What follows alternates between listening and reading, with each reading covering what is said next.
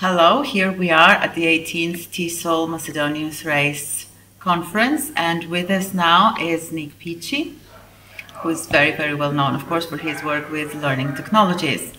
Nik, thank you for being here with us. What I'd like to ask you is that how do you think technology can actually help, since for some people it is considered to be a luxury? What kind of problems can it solve? I'm not sure that it is a luxury. I think it can help in a lot of ways, and I think it can help students to access learning outside of the classroom. I think in most countries now, most people, or most European countries, certainly a country like Greece, most teachers will have access to or students will have access to the internet some way, whether it's from home or the school, or whether it's from an internet cafe. You can access those things. And I think it can help to take learning outside of the classroom. It can help to give students the opportunity to interact with the language authentically and listening to real language and using their language to interact with real people. And so I think that's very important. And that doesn't have to cost anything. That's very important. Most of the good things that are available on the internet are available for free, as long as you can get a connection somewhere. Mm-hmm. What misconceptions are there about using technology? I think some of the misconceptions about it in learning are that you have to do it in class, and I don't think that's true. I think in a lot of ways it's better to set up learning that students can do outside of the class and can do at home and can build up their kind of autonomous learning skills. I think there's also the misconception maybe that there are lots of dangerous websites about lots of dangerous people, and certainly there are unsuitable websites and there are some unsuitable people, but I think as long as we guide our students towards the right things to use and the right way to use them, then that's something we should do. And it's something we have to do anyway, because our students are going to access the internet whether we use it with them or not. So it's better to help them, educate them about how to use it properly and how to protect themselves. Do you think then that we should actually educate their parents as well? Because we're now at an age where the parents, or some of the parents, may not be very familiar with the internet.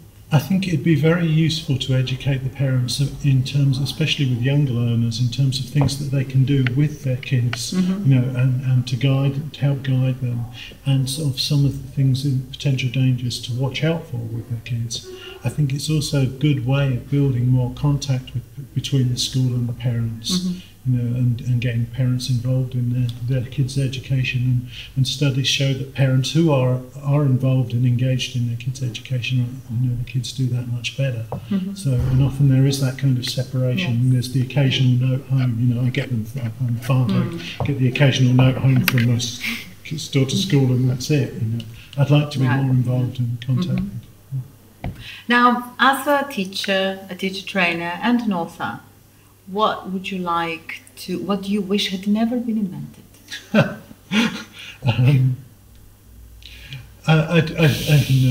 In terms of education, I don't think there's that much you can wish that wasn't invented. I wish the atomic bomb hadn't been invented or something like that. But one thing that really annoys me, particularly about educational technology, is that a lot of the investment in educational technology is misplaced, I think, and a lot of it goes into hardware such as interactive whiteboards or big podiums with computers built in, and these kind of things that in a lot of ways are just so unnecessary. The only thing we really need to provide for our schools to make them really effective as places where educational technology can take root and grow is very good wireless connectivity, very good broadband wireless connectivity. Everything else, most of our students carry about with them anyway.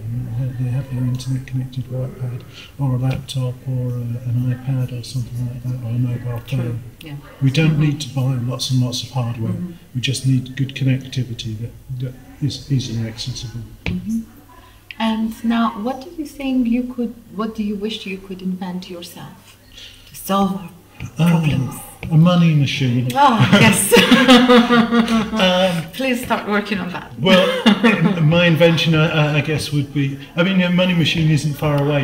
It's a shame that it's a shame that so many teachers are not really paid as well as they should be, and for doing. And a lot of the things that they do, they end up doing for nothing because they're committed. And I'd invent a machine that made class sizes smaller and teachers a bit better paid, because I think with that and the connectivity we could change so much. I do hope you start working on that. And finally, my last question is: if you weren't a teacher or a teacher trainer, what would you be? Do you think? That's an interesting question. I actually trained as a musician and as a jazz musician. And I started teaching guitar. Was my first. I started teaching guitar in a prison, and got more interested in teaching. But in the end, I decided that I was actually a better teacher than I was a musician. So I think probably I made the right choice there. The other thing that I really enjoy doing is I'm a keen photographer, and I like taking photographs and things like that. But probably I think I'm in the right profession for me. Okay. All right. Good. Well, thank you very much, Thank you. Nik.